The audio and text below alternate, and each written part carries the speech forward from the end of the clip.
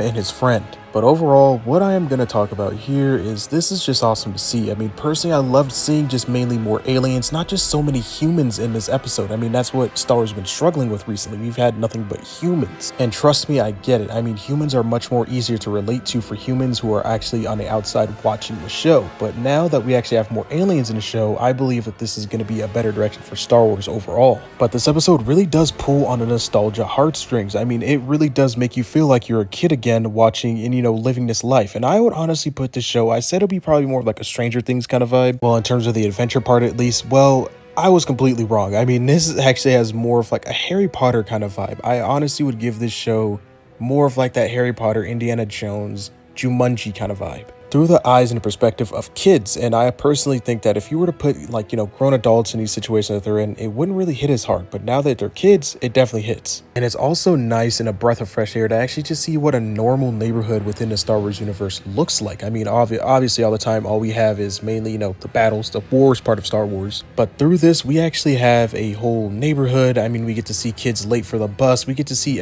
all these kind of memories that you have as a kid is brought out in this show. I mean, I remember when I was a kid, I would be late to the bus, and I remember my mom being absolutely furious with me because she would now have to be late to work, and then now I would have to be driven to school. Also, another scene that really pulls on that nostalgia heartstrings is the fact that when Wim leaves his house and he meets up with his friend Neil, he actually has a fake lightsaber fight with him, and I can only imagine, I can't even count on my fingers how many times I've done that as a kid. I'll never forget when I was a kid and I ran up to a random stranger who had a Darth Vader costume on, and I had my little Walmart saber at the time, and then